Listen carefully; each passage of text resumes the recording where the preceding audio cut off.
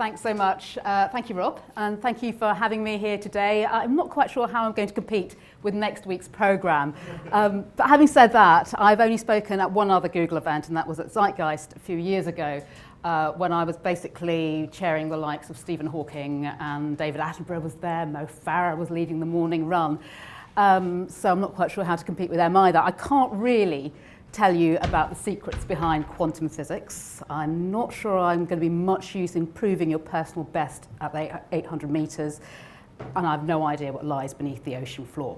But instead, I'm going to try and tell you in the space of half an hour or so a little bit about the secrets of the global economy. What are those economic forces that shift around all our fortunes? What lies beneath them? What lies beneath that global power base and the way it's changing? All of that for the price of $1. Bit of a bargain there for lunchtime. But The Almighty Dollar, the book I've written, is about more than that, in fact. I was an economist at the start of my career, I still am, but I made the worst economic decision of my career some years ago when I decided to swap a trading floor for the world of broadcasting. I thought it would mean, pretty decent money and better hours. Neither of those two, in case anybody else is thinking of making a similar move.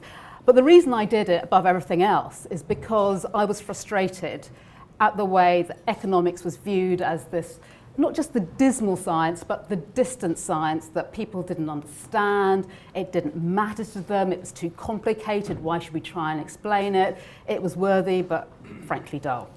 And I'm afraid that image has continued. So in that sense, I feel like I failed. I feel like the entire world's media, frankly, has failed, because this is what we think about, of course. When we talk about economics, we think about big players, big pictures, big numbers. And I'm sure some of you here would have been at Davos in recent years, so you could probably recognise those two photos at the top there. I was there this year, and what really struck me as, at a time when we're talking about the rise of populism, about dissatisfaction amongst people around the globe about their lots in life, what have we got? We've got the world's political leaders and financial leaders wringing their hands over the issues of inequality and stagnant wages and the rise of the right, all while sipping their 100-franc glasses of champagne, dithering whether or not to have a 50-franc croque monsieur, and retiring to their 1,000-franc a night rooms, none of which is an exaggeration. It's not a cheap place to be. It's the highest town in Europe. It feels a long way from many of the day-to-day issues that affect people. But I have a strong feeling that those forces shouldn't be viewed in the abstract like that. It isn't the case that the big players actually debate and determine our forces. The other image, of course, we always talk about when we talk about the world's financial systems, markets, that opaque thing, Wall Street, the bulls and the bears, trillions of dollars changing hands, some of the products, even the people there on the New York Stock Exchange floor don't understand what they're all about. It's all beyond our understanding, it's all beyond our control, isn't it? There's more to it, I think, because even though that's the big picture, I think ultimately what we need to talk about is the smallest forces. And that comes down to, frankly, the individual dollar. And it is the dollar, I mean, because even though we've got all those currencies flowing around the globe, it's the dollar that's king. You can call it what you like. You can call it the dead president. You can call it a single. You can call it a greenback. But it is the thing, as much as I studied this is the thing really that is driving all our forces. Why the dollar? Well, it is the international currency of trade, and we can blame history for that one. More on that in a second. It's also the security blanket that governments and central banks cling to around the world. It's the world's reserve currency. You have that stored away in case there is a rainy day, as well as in case you need it for trade and things like that. And again, there is a reason why they cling to that dollar. It's seen as being stable. It's seen as being the globe's common financial language. People will accept a dollar in a way, of course, they wouldn't accept a Bitcoin just yet. And because of that image of security and stability, the dollar is also a common way of holding your debts as well. Loans made between countries, loans made across borders between companies as well. So in actual fact, if you look at the American population, it's what, 5% of the world total maximum? But the dollar comes up in 40% of transactions around the world. It's also the currency in which 40% of loans are made as well. So it's punching way above its weight. A bit now about the history of the dollar, though, because, well, that's not the history of the dollar, that's the world's common language, isn't it? And it is the common language that is driving everything. But when you look at it, it's had a little bit of a checkered past. And let's just talk a bit more about that history then. Gave you a bit of a glimpse there. History of a greenback, from Bohemia to the Bronx. Well, the dollar, despite the name, and despite everything we've heard about it, is in actual fact American at all. It's no more American than I was to start with, to be honest, because what you've got there is originally what was known as a thaler coin. And those were minted in Bohemia. In fact, that's an original one there. You can see there, 1525, minted in what was then Bohemia, now what we'd call the Czech Republic. And those silver coins were used, in actual fact, across Europe for hundreds of years. And if you look back at popular culture, they crop up time and time again. Shakespeare was quite fond of actually talking about dollars, and it comes up, I think it's the second scene in Macbeth. They talk about $10,000, which is a little bit odd because Macbeth, for those who like theatre, set in the 11th century, so dollars weren't even around back then. So a bit of artistic license there. Then, of course, we saw the dollar being adopted as the currency in the US, and again, we have a gentleman over there, Alexander Hamilton, to thank again, storming Broadway and the West End right now. So there's some kind of connection there, I'm not quite sure, between the greenback and the stage. But we have him to thank, and that currency has endured. So for much as we talk about the rise of, say, the RMB or the euro or even digital currencies, the dollar somehow has managed to keep its head high across all those years, and in actual fact, it's continuing. Having said that, there have been various bumps in the road. This was something that none of us are going to remember, of course. This was the Great Depression, when we saw the value of shares dropping by almost a quarter over the course of 4 or 5 days. And once investors had finished dumping their shares, what did they do next? They started dumping their dollars, exchanging them for gold because they were so concerned about the world's most popular currency as it was back then, which meant a great demand for gold. The American central bank got very worried about the value of the dollar. So what did it do to try and prop up that interest, keep investors hanging on to them? It put up interest rates. Because of course that's one way of ensuring that people want to buy your currency, they get a better return. Who pays the price for that? Well, this is what happens. You end up with 25% of your working age population out of work. The people who have got jobs probably are underemployed, working part-time, when they want to work even longer hours. So that was the Great Depression, GDP output falling by up to a third over that period. The economy scarred and damaged. Having said that, there was actually light at the end of the tunnel for the dollar. And this is something, here we go, back to our dollar again. And I just want to show you this. You flip over a dollar, and if you're ever stuck in an immigration queue at JFK, I find it's a great way to pass the time. There you go. There's a symbol on the back there, which no one quite knows the meaning of it. And if you look at it, it's 1935 that went on, the dollar. And many people looking at it going, that's a Masonic symbol, right? In actual fact, when they looked into it, the engravers who put it there weren't Masons. So no one's quite sure what it means, why it's there. But if you look at it in detail, there's the eye of God up there.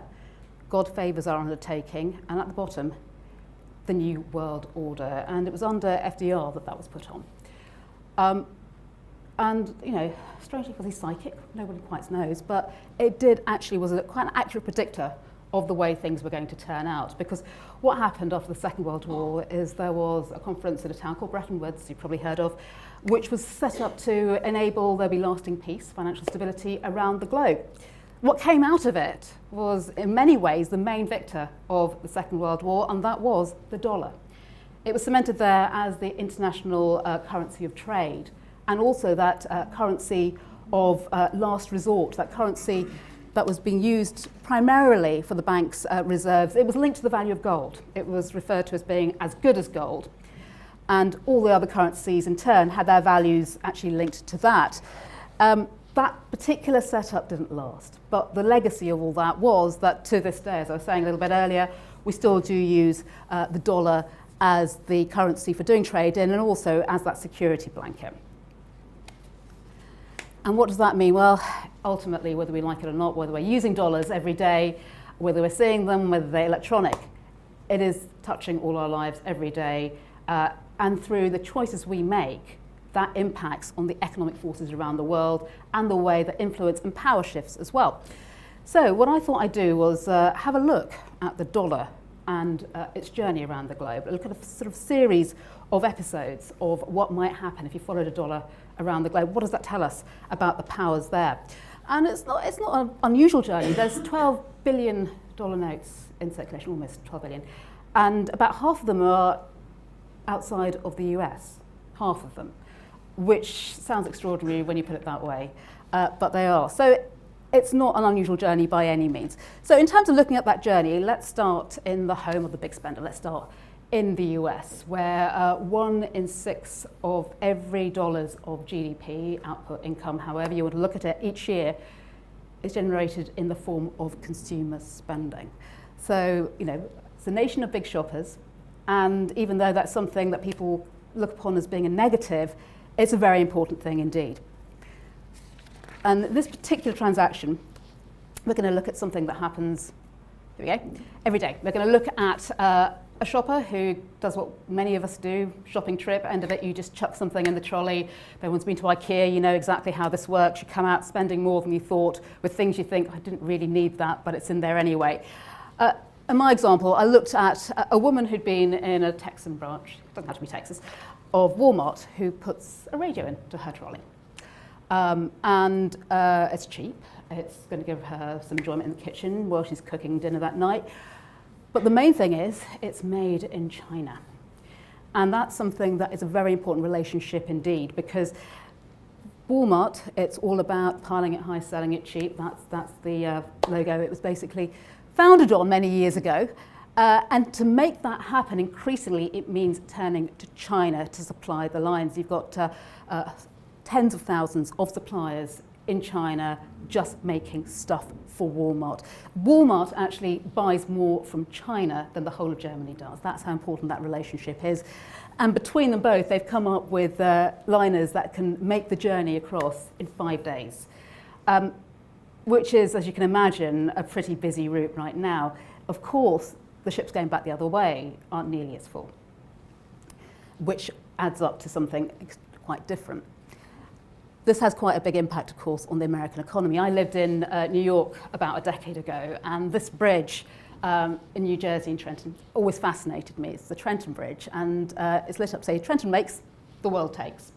It's been there for 100 years, and 100 years ago, that was true, because, of course, what we saw then was America very much making what it consumed. If you'd bought a radio back then, it was likely been built in that factory up there, which is in Pennsylvania. That's taken in 1925. So just a couple of hours down the road from the Trenton Bridge. But that's all changed since then. If you're buying a radio in America, chances are it's not made in America at all. We've now got much cheaper labour elsewhere, of course. If you look at the size of the working age population in China, it's 5 times the size of that in the US, so it's no wonder, for many other reasons as well, that labour is a lot cheaper over there. You've got cheaper labour, you've also got various governments around the world giving their industries a helping hand. What does that add up to? You've got things like that steel plant at the bottom lying derelict. The Rust Belt has turned very much to dust. So what is America actually making? It's making shoppers. It's making people who are buying in goods from abroad.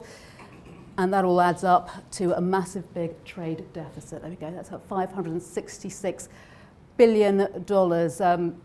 President Trump talked about $800 billion. He actually got that wrong.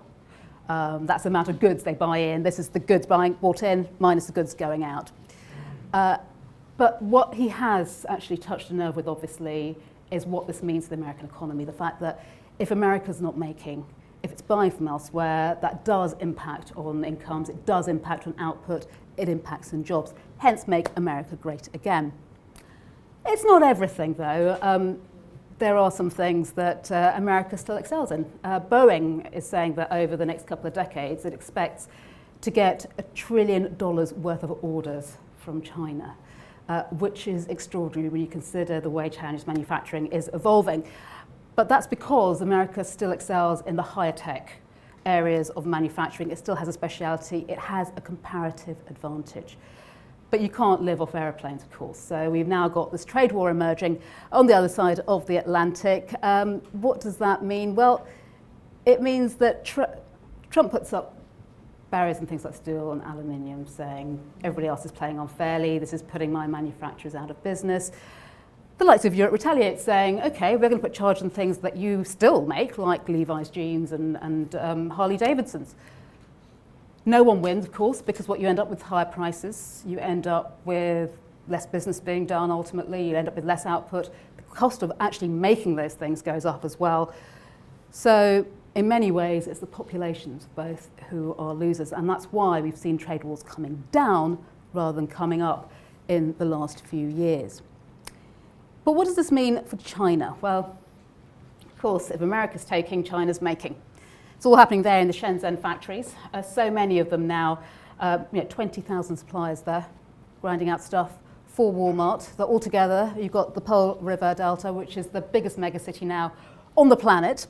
But what all those producers have in common is that they're not allowed to hang on to the dollars they make. Those dollars get funneled up instead via the financial system to the central bank, who's got a very specific use in mind for them. And all of that is down to what's dictated by the Chinese government, of course, in the Great Hall of the People there on the edge of Tiananmen Square. And for many years, they've sort of said, right, okay, we're all about producing. We are going to become the world's factories and workshops. In recent years, the cracks have started to show in that policy because you've got, Vietnam, wages are now a fifth of what they are in China. So for the likes of H&M, they're starting to look elsewhere and say, I'm going to buy my garments in Vietnam instead. What does that mean for China? Well, they also had to contend with the aftermath of the financial crisis when world trade fell by over 15% in the course of just months. So they know this isn't a banker. They have to think about diversifying. So they're trying to create also a nation of consumers. So no wonder that Alibaba has overtaken Walmart when it comes to sales and is now the biggest retailer on earth. But back to what the Chinese people are doing with the dollar. This is a really fascinating one because it's got all these dollars. What do you do with them? You can't stick them all under the mattress by any means. One of the things, of course, one of the reasons why China is hanging on so tightly to dollars is because it wants to control its exchange rate. Why is that? Well, the cheaper your exchange rate, the lower your exchange rate, the cheaper your exports are, the more attractive they are. And that is one of the reasons why we have seen all these trade complaints coming up in recent years. Also, of course, it's one of the reasons why you never hear the American government talking about wanting the dollar to be stronger, because that's bad news for producers. So by keeping control of their RMB, it puts the Chinese government in a very strange position because if you're controlling your exchange rate, you're controlling the amount of your currency that can flow around the world, which means that your currency is not going to be able to take on the dollar when it comes to popularity of use around the globe. So you're giving up some power in that sense. What it does with all these dollars, though, the Chinese government's actually quite conservative when it comes to investing. So they like to go out and buy American bonds, American government bonds. That's the form by which the American government borrows. It issues these bonds at quite a low rate of return, but it's a pretty stable one. The Chinese government loves that because they know that Uncle Sam is good for the money. These are also what's known as liquid debt, so you can cash them in quite easily. They're also what's known as deep assets, which means that if you go and buy some of them or sell some of them, there are so many of them around, you're not going to impact the price. There is a sense of stability there as well, which makes it very popular. What does that mean for the American people? Well, China owns some of its debt. So in theory, you think that means that China could hold America to ransom. In practice, actually, lots of other countries want those bonds too, so there's always a buyer for them. It does mean, however, that because they're so popular, the American government can borrow at a very low interest rate, and that means that, in turn, American people can enjoy lower interest rates. So there's some payback there. There's also something else that China uses its dollars for, and that is to invest abroad, something that has become very popular in recent years. And for China, it means that dollars are the key to growing its economic empire beyond its shores. This is the old Silk Road, which you won't remember unless you're around in the times of the Roman Empire. Originally used to bring, well, this is the new one, but the old one was meant to bring silk to Europe, and it also brought things like carrots the other way. Now, the Chinese government is investing, well, billions, trillions even, in building a new maritime and also a road, Silk Road, to try and increase its trade passages and also increase its influence as well. All of this, and you've added all the companies and the mergers and acquisitions going on as well. For the first time in 2014, China invested more money abroad than was being invested in China. It's an interesting switch of position there. Why? Because China is thinking about how it grows its influence around the globe. And it's not just those routes you can see there on the map, because if you're investing $1 as the Chinese government, you might send it somewhere like Nigeria, which is what I looked at next. Why Nigeria? Well, this is a very, very strange one indeed, because they're building a railroad. Why would you build a railroad in Nigeria? $12 billion worth of railroad. It goes from Calabar, which is a port town, to Lagos, the financial capital. It crosses some oil fields, and that's the clue. China needs oil to develop. Nigeria has it. China wants to have influence over those oil fields. It might want to get some of those contracts. What better way than being a friend of Nigeria's, exerting some soft power, that kind of economic diplomacy, building a railroad there, enabling people to get around as well, and for cargo to get around in a country where road journeys are quite perilous and railroads are currently very underdeveloped. Great news for Nigeria, isn't it? They get railroads, they get infrastructure, China gets some jobs as well for its workers, Nigeria gets some jobs as well. But there's a downside, of course, because by seceding some of your territory there, by accepting China's dollars, you're in actual fact saying, well, we're giving up some power as well. So that's one reason why when we talk about the oil wealth of Nigeria, very, very little of it actually passes into local hands, because it's foreign companies, foreign money that's coming in and actually paying into those things and reaping the gains at the same time. And it's more than that as well. That's the market in Lagos. Now, you can see there some of the local cloth there being sold, a huge source of income there, very popular. But now you tend to find, it's about $1 a yard, I think, on average, but the Chinese imports are undercutting that substantially. So what you're seeing is local traders there being put out of business. And what we've seen the last few years is investment there overcoming the level of aid given to Nigeria, which has thrown up lots of questions about what is the answer when you've got, as Nigeria had huge problems with the famine not that long ago, partly because of conflict in the country. What do you do in a situation like that? Is it all about investment? Is it about aid? Well, both come with strings attached, seems to be the answer. Even aid nowadays, there's all sorts of concerns about the right types of projects, the right kind of appropriation of funds as well. So it's one of those debates that keeps going on. And if you want to develop, do you want infrastructure like Nigeria is getting off China? If you get it from China, there's going to be strings attached. If you get it through aid as well, is that the answer? But the other thing that, of course, Nigeria also has to import a lot of food, because one of the problems about being an economy that has been subject to so much conflict as it has been is that, in actual fact, your national dish, if it's rice, and you can't grow enough, it's got to come from elsewhere. So I follow that dollar to India next to see exactly what would happen if you then had to buy your rice from India. And that's quite a popular route in actual fact, because even though we think about individual countries producing commodities, that money goes through middlemen. It goes through 4 or 5 major commodities traders, and they trade in dollars, which is why we're still talking about dollars right now. So that brings us to India. And India is a really interesting example here of how you look at growth and prosperity, because you've got the rice bowl there of India, over 165 million tons of rice produced by India last year. It's second only to China in that regard. But on the other hand, you've got 2/3 of the population of working age in India employed in agriculture. Most of them still live in poverty. They're only about 10% as productive as their American counterparts. And that's for a number of reasons. You've got things like tiny farms, poor land rights, poor use of machinery, low levels of technology. And then on top of that, your infrastructure is so bad that even if you manage to produce that kilo of rice, up to half of it might have gone off by the time it gets to the ports it was destined for. And then there's the middlemen as well. There's those big commodities traders. So the average Indian is not seeing very much of the value of what they're trying to produce there, and then that strange situation where the country can't feed itself, therefore, and also many farmers can't make a living.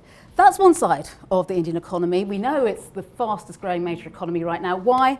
I don't need to tell you actually in this room, you probably know the answer already. It's all to do with tech and the fact that 25 years ago we were looking at a tech industry that was worth about $2 billion, now well in excess of $100 billion. Of course, I won't go into any more of that because you know all about how successful that has been in terms of propelling the tech industry around the globe.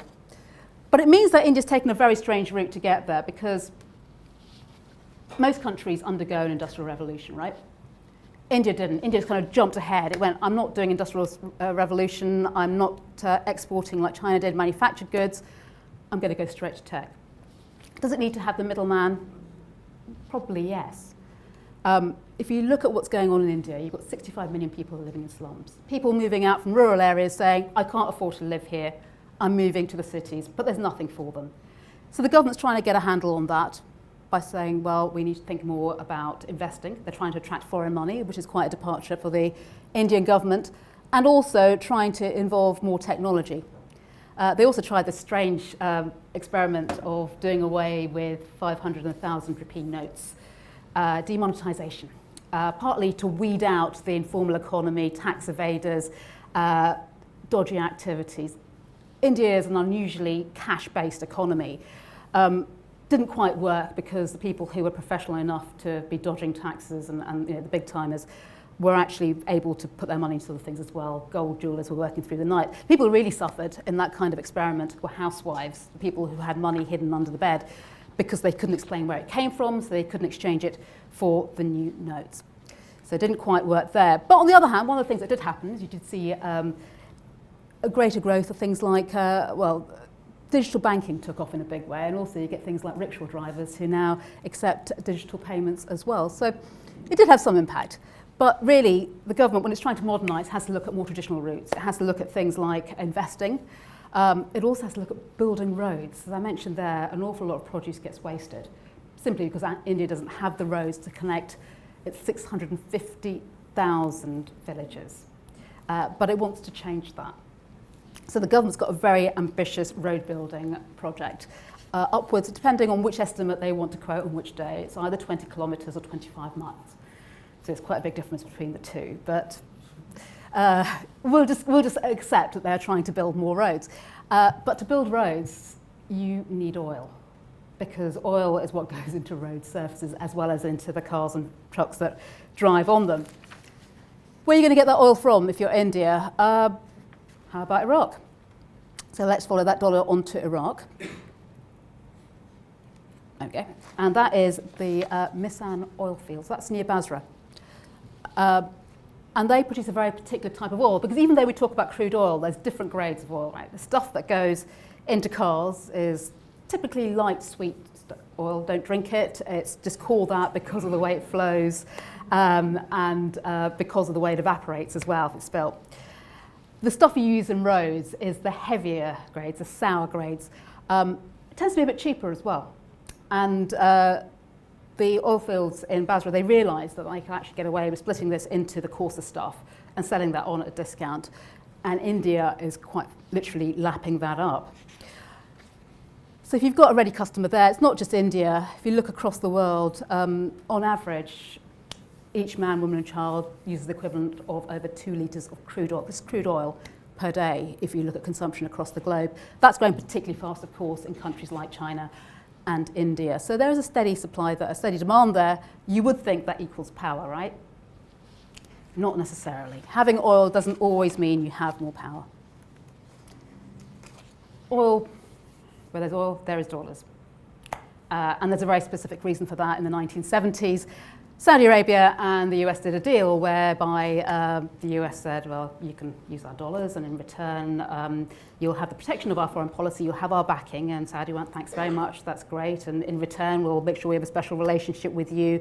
You're big gas guzzlers, and I'm sure we can make this work. And it has worked ever since. But what Saudi has found, and of course last week we saw a great delegation visiting 10 Downing Street, almost cap in hand, because Saudi has discovered that having oil doesn't necessarily equal riches forever. Even if demand's going up, the price can fluctuate from year to year quite a bit. And those prices are determined on global markets. And even though Saudi Arabia and other countries have got together to form OPEC and try and influence that price, they don't have much impact. And it's got so bad now that Saudi Arabia, like many other countries, can no longer balance its books based on the oil revenue it's getting. It's trying to diversify. Many countries find that actually having natural resources like that can be what's called the paradox of plenty. You think you've got this rich seam, but it can open up your economy to all sorts of vulnerability. There is the fluctuation in price. There's this thing called Dutch disease. When they found oil in the North Sea, the Netherlands thought, great, this is it, our fortunes are made. In actual fact, because the demand for their currency was so great, the exchange rate shot up. Other industries couldn't cope with that. And what you saw was unemployment rising at a time when it was selling a lot of oil and the economy being in trouble. Also, as if you're in Nigeria or indeed Iraq, you'd know full well that where there's oil, there tends to be conflict. And for IS, of course, grabbing oil fields in Iraq was a major source of income for many years.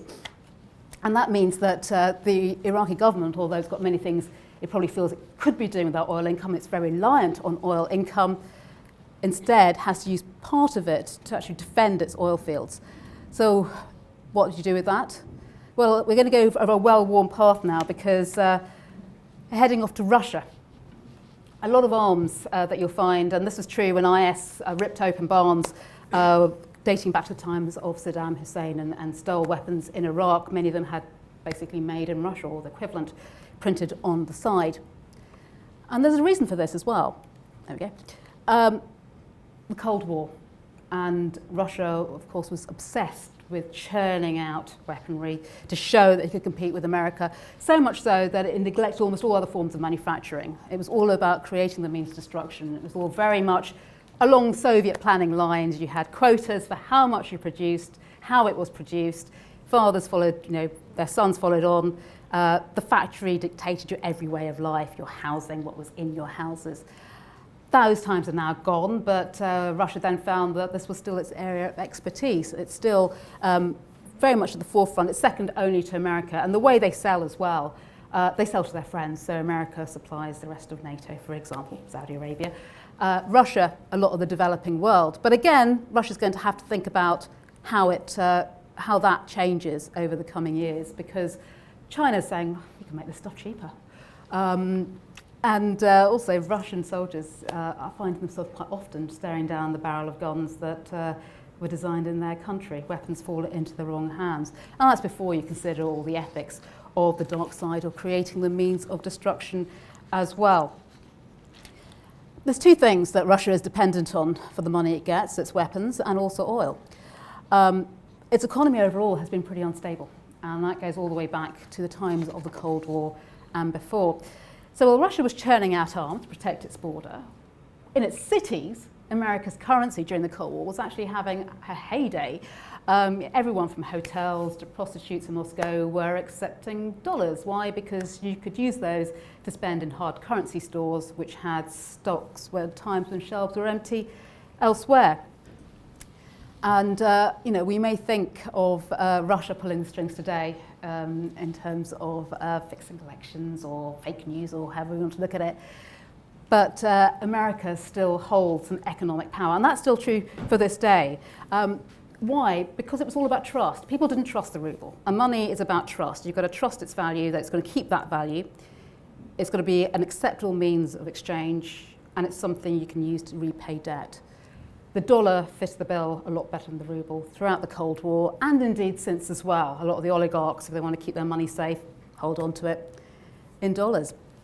But the dollar comes with some strange powers attached. A cartoon there, that was in a newspaper just after the raids on FIFA's headquarters in Geneva, which was all orchestrated by the Americans. Why do the Americans care? They don't even care about football.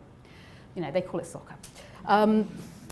They did care because the whole bribery scandal had touched the American financial system. It had touched the dollar. And anything that does that means that America has jurisdiction to go out there and take action. And that's exactly what they did.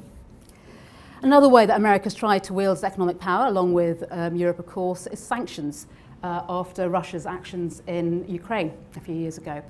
And that has driven the Russian economy further to its knees into recession, and of course also created a bit of a crisis in confidence in the ruble. And that too has been good for the dollar. A lot of people who aren't actually affected by sanctions try and keep their money in dollars, and that's quite often elsewhere. And if you're not one of those individuals who has been affected by sanctions, why might you put your money? How about Germany? Why Germany? Well, okay. Because partly of the friendship between these two. And they didn't always look so friendly. Apparently at their first meeting, Putin brought along his black Labrador. Sounds like a friendly thing to do, but Angela Merkel has a lifelong fear of dogs after being bitten. So some saw that as her being terrorised by him. But since then, they seem to have grown a warmer and cosier relationship, and there's a good reason for that. 40% of gas supplied to Germany comes from Russia. So effectively, Russia is keeping the lights on in Germany over the winter. So Germany, therefore, has been a little bit more reticent about applying sanctions on Russia. They've also been a little bit more welcoming to money coming in from Russia. And Germany has a long history of thriving on investment. The Marshall Plan was the money that's given. Again, it was another US Treasury Secretary who donated some dollars, equivalent of $140 billion in 2017 money after the Second World War to rebuilding Germany.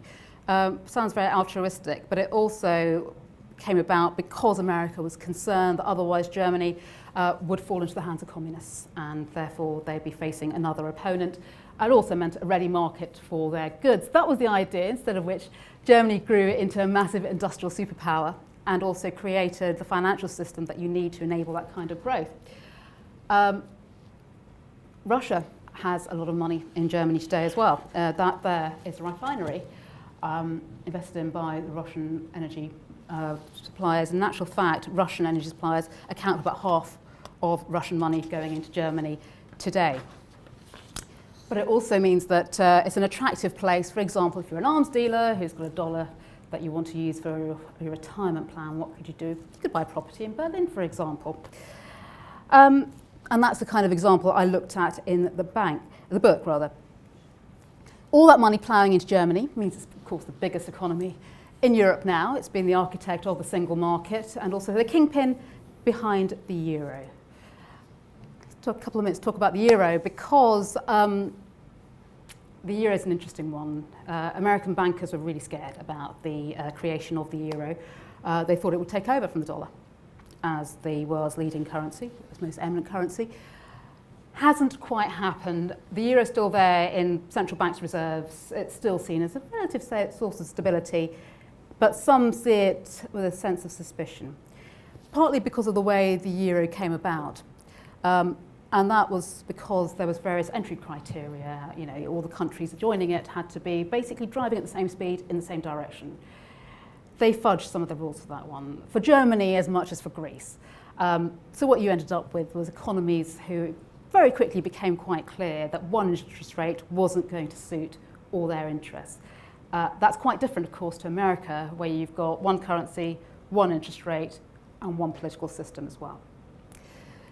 And those cracks became even clearer during the time of the financial crisis, when it became quite clear that Greece, for example, was in all sorts of problems, and Germany wasn't that keen on bailing out Greece.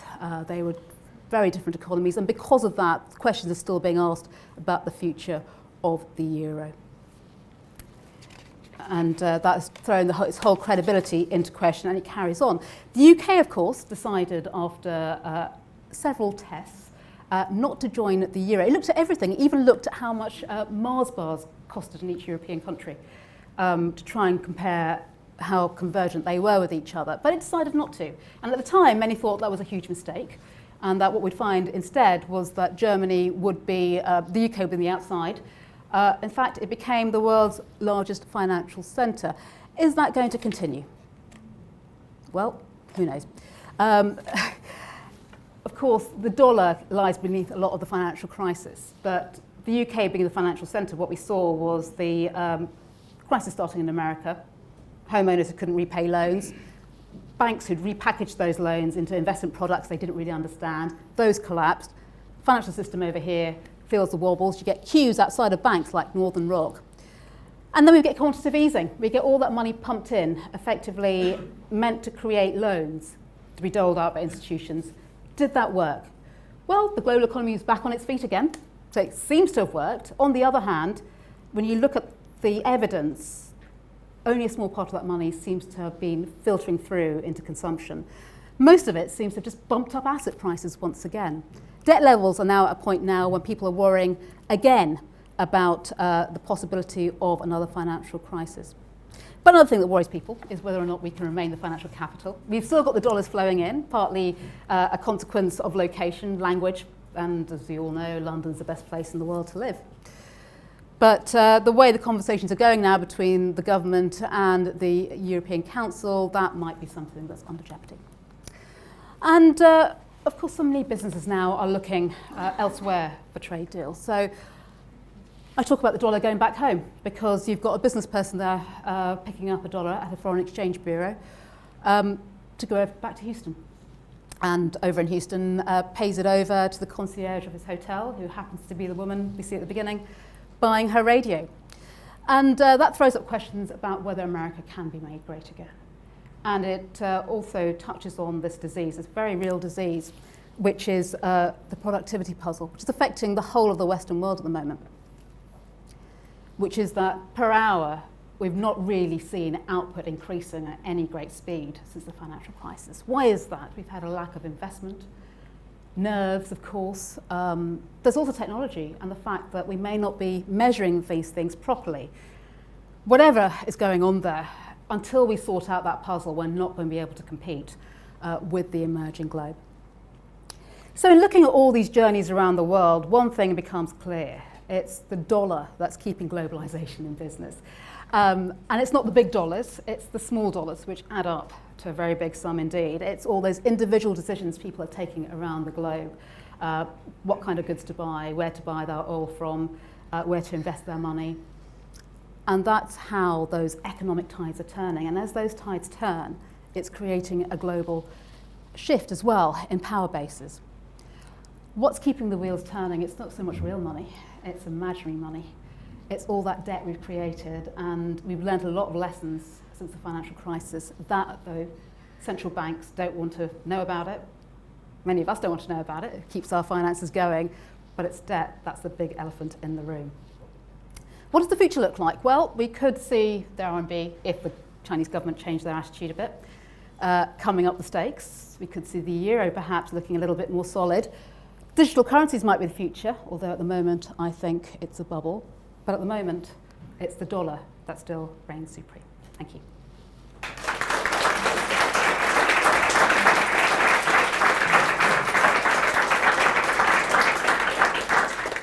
Right, we have about 10 minutes for questions. We'll go with a hard half-one finish if you have meetings. I will kick off with a question. What is your opinion on big tech? So if you think that Amazon, for example, is taking a huge amount of consumer dollars, what's your opinion on that and perhaps where that might lead us in the future? And if you have a question, please put your hand up. As in whether it's a force for good? Yes. And perhaps comparable to nation states, for example, with if you think how much Amazon has compared with smaller GDP countries. Sure. It's a bit like the dollar, really, isn't it? It has traversed nation states. Is it a force for good? I think it's basically what it does is it epitomizes the way our global economy is changing.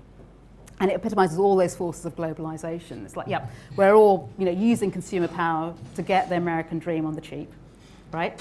And we all want that. What are you sacrificing? You're sacrificing perhaps the things that we've come to hold dear, things like employment practices and things like that. So I think if you're looking at Amazon in particular, there's pros and cons. It's a bit like making America great again, isn't it? You can buy cheap, but there is a price.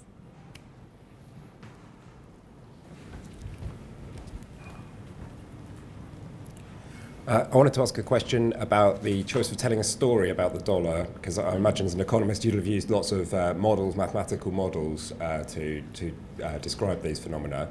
And I was just interested that you've gone with this narrative approach, and whether you've tried communicating with models and failed. So we've tried communicating? Those kinds of models through journalism or whatever, and maybe it doesn't work, I don't know. Yes, it doesn't work. People distrust models because they don't understand. I mean, we've heard recently in the news, of course, all this thing about economic forecasters have no idea what they're talking about. I used to be an economic forecaster, and yeah, you know, there are models, and they're very good models, and there are, I mean, the Treasury, for example, in the UK, employs hundreds of people to sit there programming and coming up with these things and testing them and constantly changing them, as does the Bank of England. But I also know, having been an economist and worked with these models, that what you get out depends on what you put in, right? So you can make various assumptions and that will impact on what you get out. So I'm a little bit cautious sometimes about extolling the virtues of models too much. You painted a very lucid picture about how complicated the global system is. But obviously 2008, 2007 showed that economists don't have all the answers. Do you still trust economists, macroeconomists specifically? And yeah, I guess a little bit more information around those models. And are we perhaps measuring the right thing? I can't remember off the top of my head. There was a conversation recently about GDP not measuring a certain aspect of the productive economy and incorporating new things into it. I guess just your thoughts around that would be interesting. Do I trust economists? Good question. I think it's a bit like being an astrologer or a weather forecaster, isn't it? To a certain point, you get a lot of bad press when you get it wrong, and it's easy to get it wrong. And there's all those jokes about economists in a room, and you get more views than there are economists. I think in terms of analysing the facts, and I think an economist's job should be to pull apart the facts, see the underlying picture. What we found in recent years in particular is that politics, personalities have tended to obscure those facts and the underlying trends. I think economists could do a better job in bringing those to light. When it comes to predicting things, I think we got a little bit too complacent about looking at the past. And a lot of economists who were working around the time of the financial crisis, quite honestly, had never seen a proper recession. You'd have to go back to the 70s to see a really sharp economic shock. They just weren't used to it, and their models had kind of got a bit complacent too. And you mentioned their GDP. Yeah, this is a really interesting point about whether we measure the world's well-being in forms of the amount of income we can generate, and there's much more to the picture. That measurement of income doesn't take account of a lot of things. It doesn't take account of the fact that you might go home after a 12-hour day and you've still got a whole load of DIY to do or housework or whatever. None of that counts. There's a famous example of if you marry your cleaner, you're reducing GDP. Because before that, the cleaner's output classed as part of GDP. Marry the cleaner, and it's just counted as domestic work, which doesn't show up. Also, GDP doesn't measure things like environmental impact. Technological change, which is one of the things that was written about recently, is the fact that when you look at GDP measures, they haven't taken account of the way that technology's moved in recent years. And therefore, in many ways, we're underestimating the health of the global economy. So there's a lot more work to be done on that, and I think it's something that now we've got past the seismic shocks of the financial crisis, central banks are finally waking up and paying attention. Hi, when you give out a loan, you have some kind of expectation that you get the money back.